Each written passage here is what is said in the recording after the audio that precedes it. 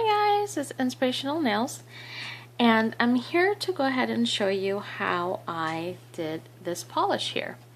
And this is a sand textured polish, and it's from, as you see, the bottle that I used is from LA Colors, and it did not look like this. It was actually this one here, which is the pink one, but it was the blue one, and all it is very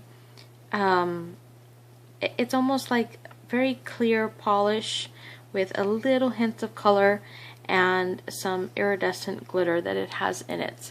And as you see, this one here, I already took about a little bit, about half, maybe not exactly a full half, but you probably want to take about half of it out, half of the nail polish out, so that you can go ahead and make your textured sand polish, which right now, as you see, if you haven't gone to any of the drugstores, but they have now different lines of the sand polishes.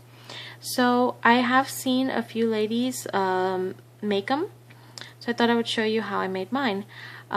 Denise John has, she has also a video that shows you how to do it. So I'm going to go ahead and show you my way. This one here, as I said, it was blue, and as you see, it was called Flurry. And I took half of it out, half of the nail polish out, and I used I really did want to make it blue, but I really didn't have that fine of sand. Now you can use different types of sand, and I'm going to show you different textures of sand. This is the green that I have, which is very grady. You can make it more fine, but this is a very thick grady, and you could really feel the grady by putting it between your fingers.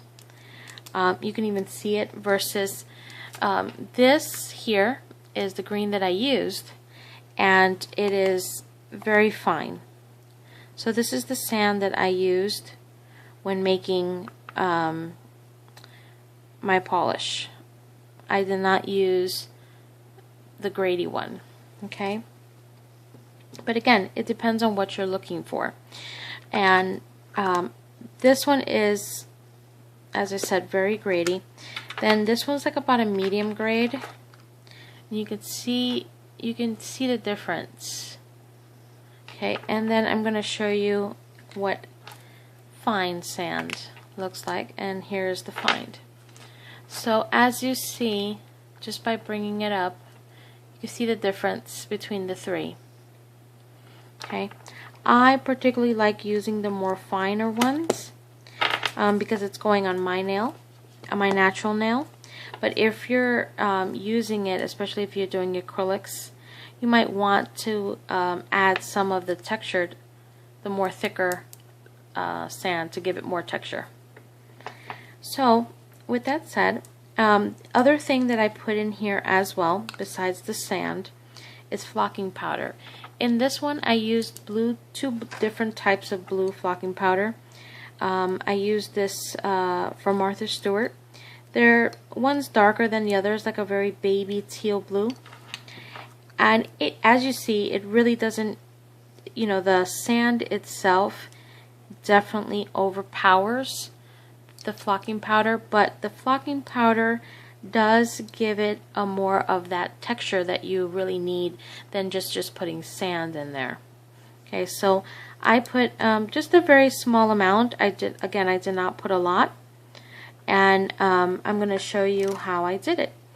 Now the sands that I got was from the Dollar Tree that I used, and here's the box that I used, and it's from Dollar Tree. And as you see, it says Sand Art Bottle, and that's actually where I house my sand.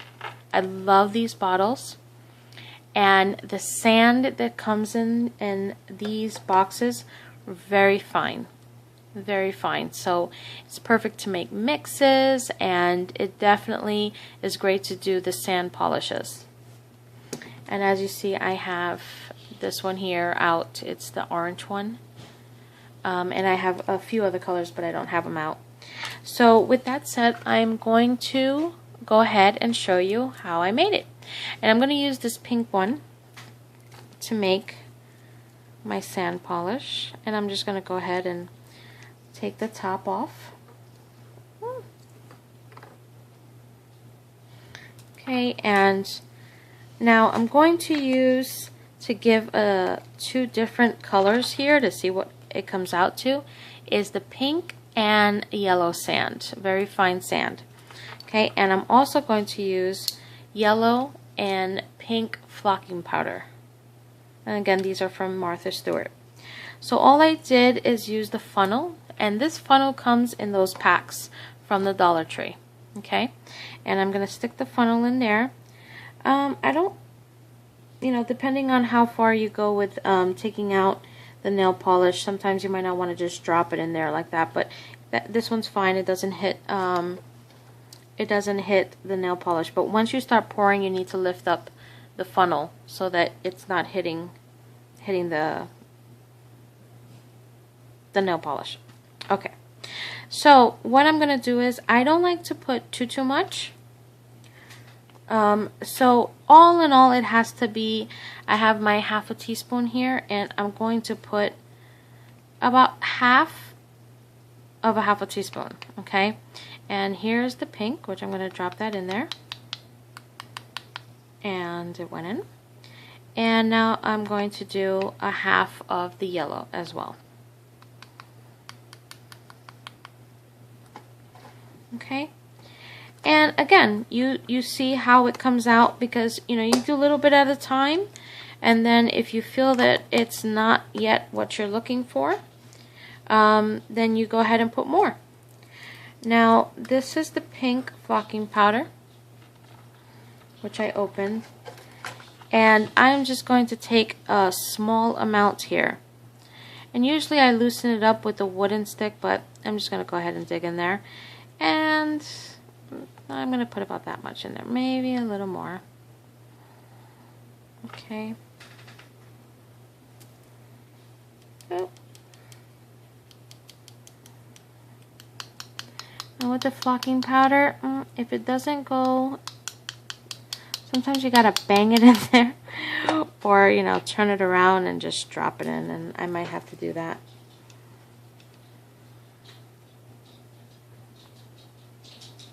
Okay, there we go.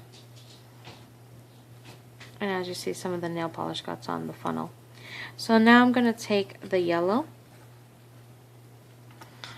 and I'm just going to take it, and I'm actually going to just pour it in there straight. Ooh. Now what is important is you do want to clean out the edging, so that you don't get the nail polish all over the flocking powder, like all over the tip here, as you see that, the rim. So of course I don't have anything to clean it with at the moment, so we're just gonna leave it like that. So here you're gonna just close it up, and what I like to do is I like to just roll it. So I like to turn it around and just roll it, and let that sand, because you see how it just sits there. You could just see it, with the yellow and the pink. Okay, until you get that consistency that you are looking for. Okay, now I'm going to show you, here's the green, okay, and I did swatch it, so I want to show you what it looks like. And that is what it looks like. That's the one there. Now that is only one coat, so I'm going to show you what a second coat looks like. And it's very thick, guys. Look at that. It is very thick. So you do have to play with it when you're putting it on your nails. Because, you know, it does come out very thick. So you definitely just have to, when you're painting it on, definitely play with it until you really get a grasp of how to lay it down. And this is a second coat, and that is the green. I think it came out very, very pretty. You do get the hints of the blue, but it's just not very, the green definitely overshadowed any blue that I put in there. Now, this one is going to take a little bit, but what I'm going to do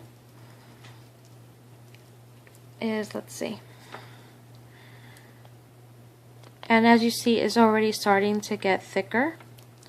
And the colors have not blended yet very well, because it does have to sit a little while. But I am going to show you what it looks on a nail once it gets all kind of put together.